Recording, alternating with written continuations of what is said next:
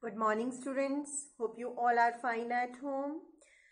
Welcome to Social Science class. Today we are reading chapter number 6 from Geography, that is Major Landforms of the Earth. Before we start understanding major landforms of the Earth, we will start with the processes. Various forms of processes that lead to the formation of major landforms of the Earth, and we call those either internal processes,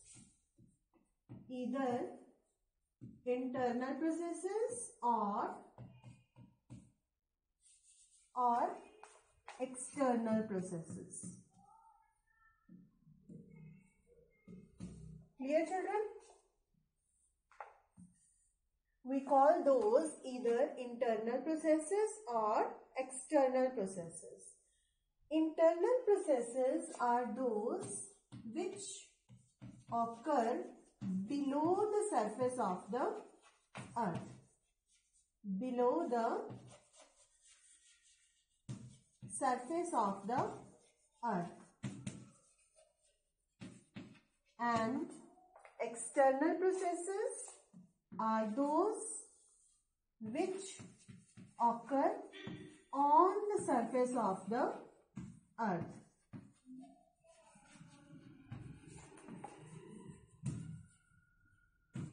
On the surface of the Earth. Clear? For example, if you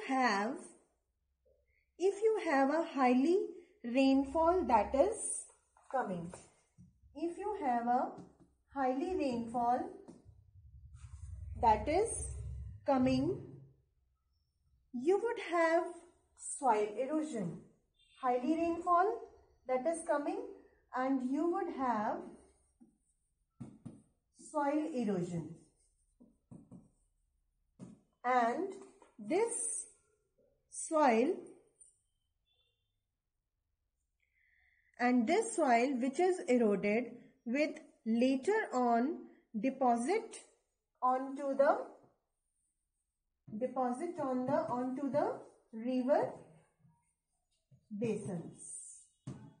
Clear, children? I am repeating. If you have a highly rainfall,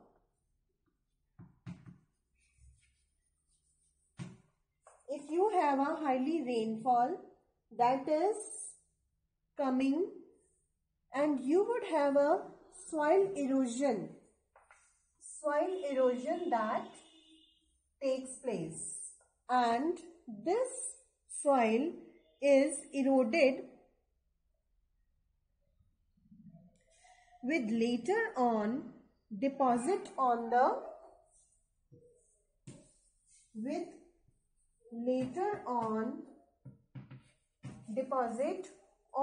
the river basins. So you would have a depositional activities that would happen. Now this all type of erosion and depositional activities are known as external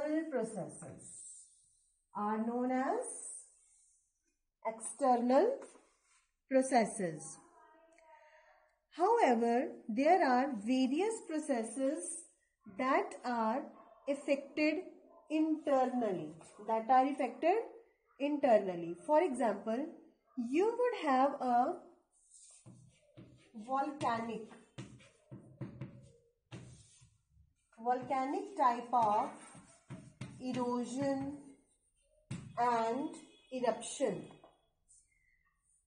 that takes place. As a result, you had tectonic plates that happen.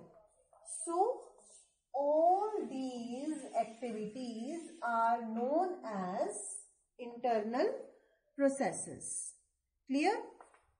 Now children, come to the topic major landforms of the Earth. We can broadly classify or major landforms of the earth by three groups. How many groups? Three groups. Number one is mountains,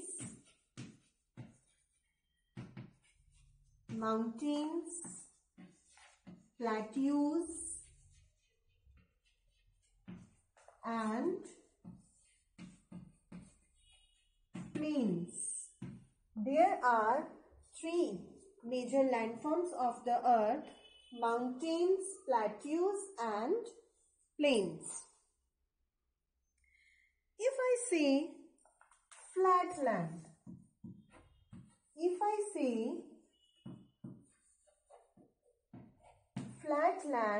that then we call it as plains. If I say flat topped tableland, clear? Flat topped tableland, then we call it as plateaus. Clear? And finally, if you have elevated landmass,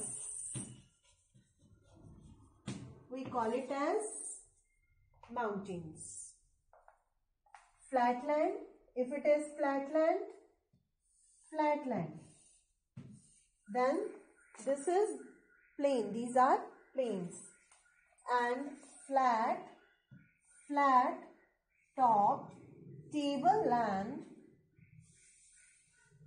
these are plateaus. Elevated landmass, we call it as mountains. Clear, children? Now, the most interesting thing is there are certain more natural creations which you might have heard. Number one is hill. What are hills? It is a kind of very small height elevated mountain. Okay? It is a kind of very small height elevated mountains. These are hills. And next is range.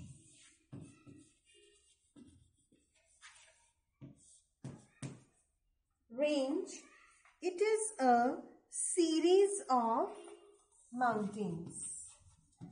It is a series of mountains, and these ranges are arranged in a line. Clear? Like this. Arranged in a line. These are ranges. These are mountain ranges. Clear? Then you have cordilleras.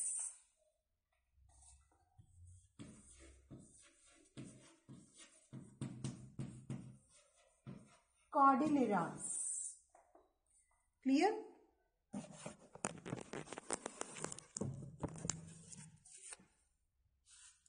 It is a system of mountain ranges. It is a system of mountain ranges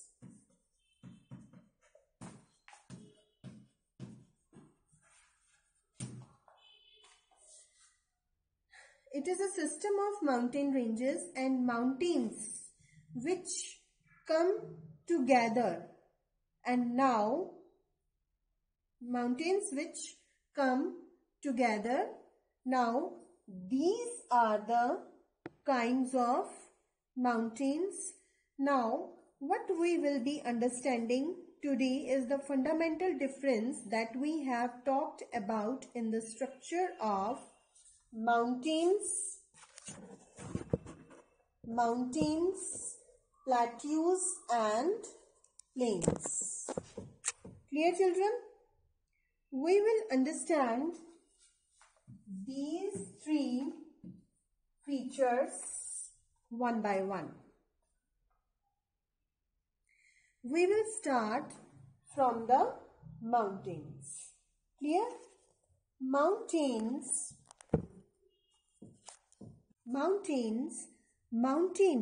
is a natural elevation of the earth surface.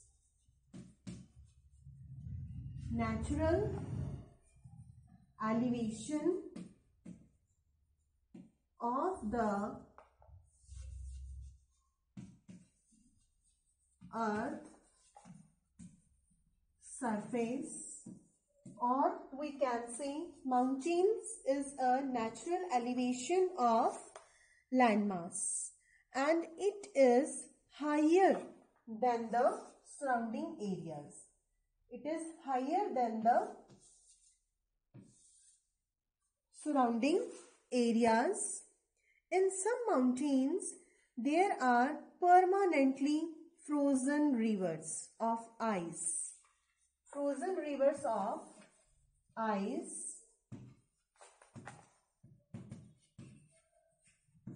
and these rivers are known as glaciers. Those rivers which is permanently covered with ice, and these rivers are known as glaciers. Clear? We can broadly classify mountains into three types.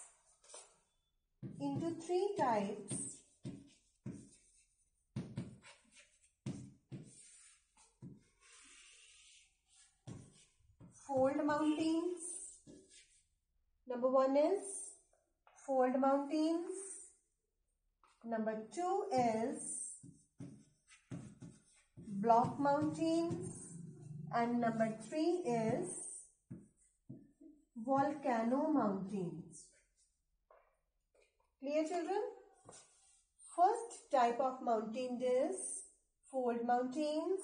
Second type is block mountains. And third type is volcano mountains. Fold mountains. Mountains that are being folded. By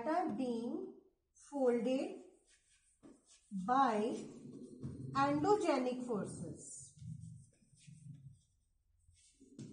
By endogenic and exogenic forces. Endogenic as well as exogenic forces. We have already talked about, children, what are endogenic. Endogenic means those processes which occur below the surface of the earth,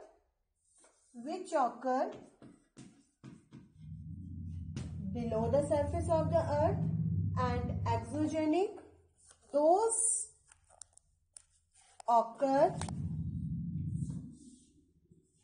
on the surface of the earth.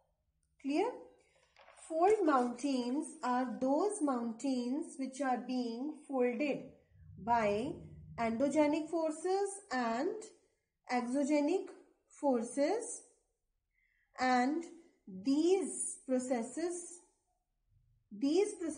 of mountains takes place either through internal forces, endogenic, those occur who below the earth surface, and these are also known as internal processes, and exogenic, those processes which occur on the surface of the earth, and these are also known as external processes. Now come to the topic. Fold mountains are those mountains which are being folded by the endogenic and exogenic forces. Clear? Some of the examples are fold mountains. One more thing, children. Again, fold mountains can be classified into two types: young fold mountains and old fold mountains. Now, some of the examples are of young fold mountains. Himalayan ranges or the Himalayan mountains are the beautiful examples of the young fold mountains. Okay? The main difference between the young fold mountains and old fold mountains: young fold mountains are those fold mountains, those have conical peaks. Those have conical peaks. And old fold mountains are those fold mountains, those who have U-shaped mountains. Clear, children? And some of the examples of old fold mountains are Aravalli ranges. Clear, children? Now, the next topic is block mountains. Block mountains, they are as like as block. They are as like as block. Clear?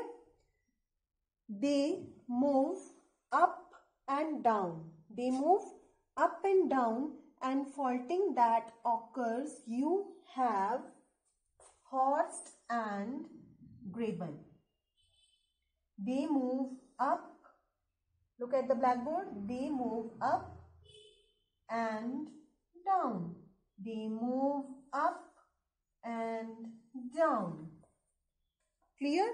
And faulting that occurs, you have horst. The upper part of the block is known as horst, and the down part of the mountains is known, down part of the block mountains is known as graben. Clear, children? What are block mountains? Volcanic mountains. Volcanic mountains are those mountains which are formed by the volcanic activity. Which are formed by the volcanic activity, and these mountains are seen mostly around the Pacific Ring of Fire. Pacific Ring of Fire. Clear, children? Our next topic is, what are the uses of mountains? What are the uses of mountains? Yes, children. Number one is, they are the storehouse of water. They are the storehouse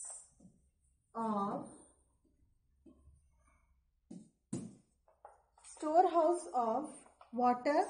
And number two is, water from the mountains is also used for irrigation,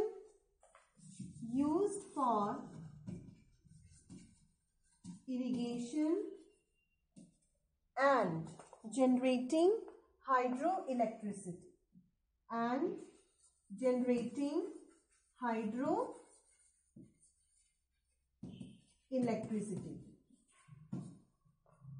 Clear? Number three is, mountains have a rich variety of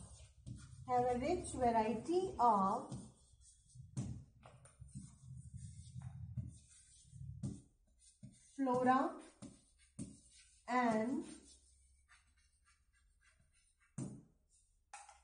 fauna. Yes, children, one question arises in your mind. What is flora and fauna? Yes, children.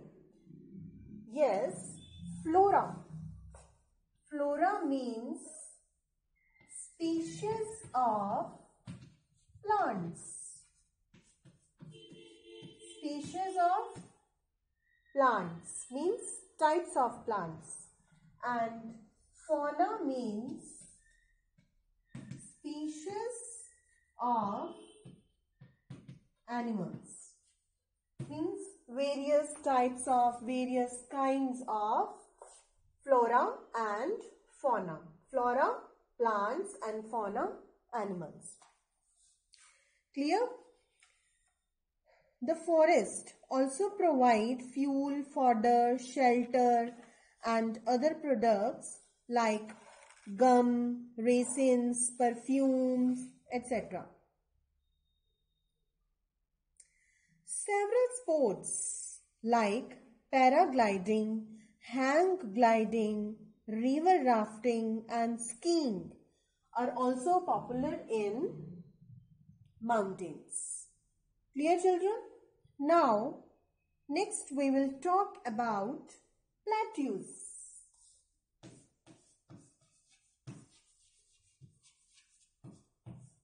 Plateaus.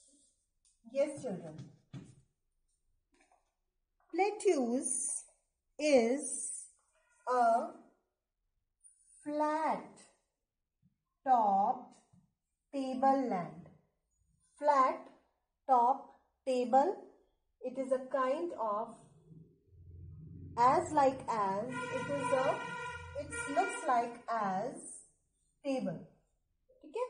It is flat topped table like land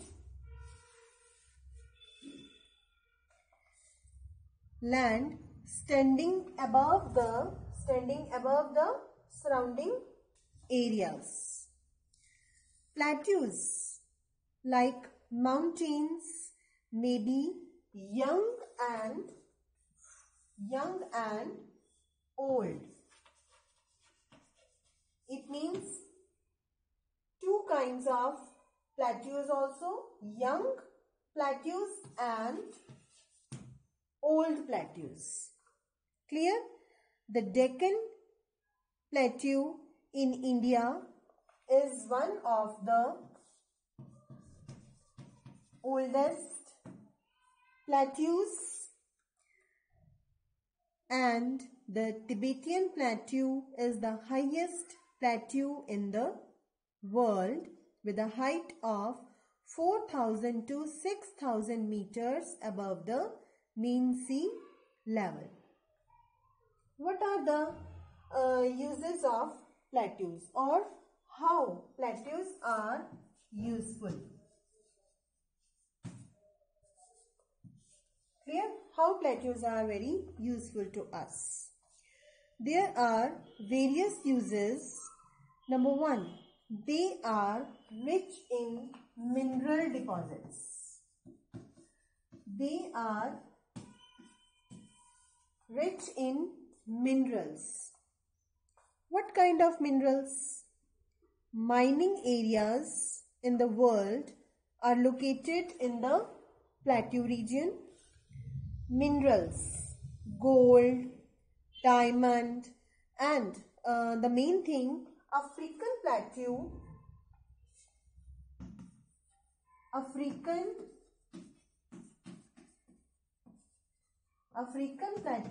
is very famous for gold and diamond mining. Clear? In the plateau areas, there may be several waterfalls as the river falls. Jog Falls in Karnataka are such a beautiful examples of the waterfalls. The lava plateaus. Yes, children? Lava plateaus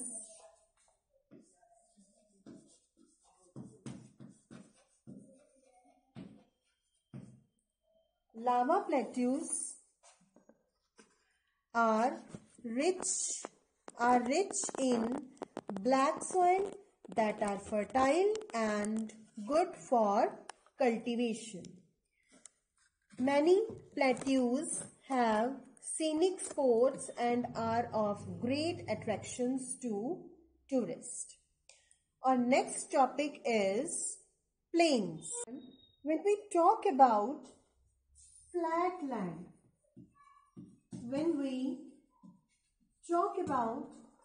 land, so that is plain.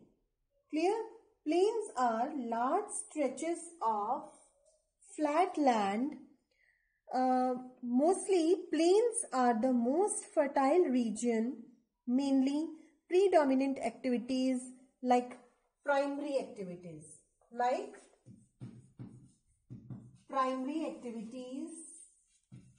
For example,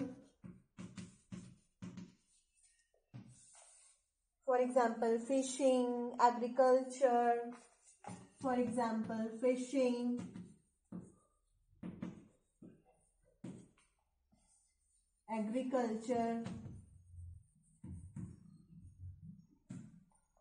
and so on. Because of this, these plains are very fertile. Construction of transport network is very easy. Thus, these plains are very thickly populated regions of the world. Some of the largest plains made by the rivers are found in Asia and North America, and these plains, and in Asia also, these plains are formed by the Ganga and Brahmaputra in India. Plains are very useful for human habitation. Plains are very useful for human habitation.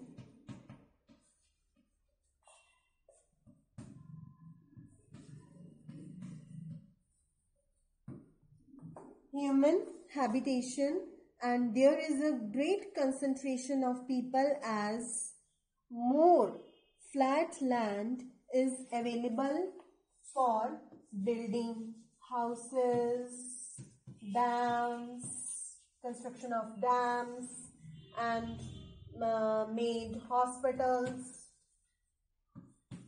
schools, colleges, parks, railways lines, roadways, etc. And these plains are very useful for the cultivation also. Because of fertile soils, the land is highly productive for cultivation.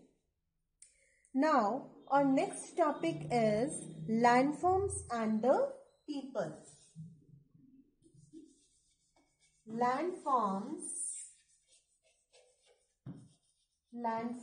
and the people.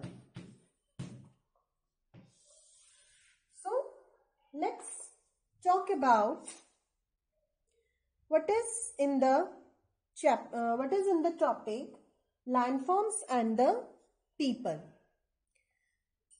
There are different kinds of landforms in which people live in.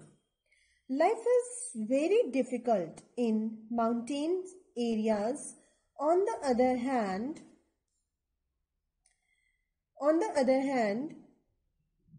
plains are very useful areas for humans. It is easy to grow crops on the land and build houses, roadways, railways on a plan than a mountain. We use the land in a wasteful manner. For example, constructing houses on a fertile land, we throw garbage on the land and in the water. And we should avoid using such important gifts. What we are talking about: air, water and land in a careless manner. So children, It is our duty to leave the earth a better place for the future generations as well. So children, we have covered all the important points of the chapter number 6 from geography, that is major landforms of the earth. I hope you understood it. Thank you.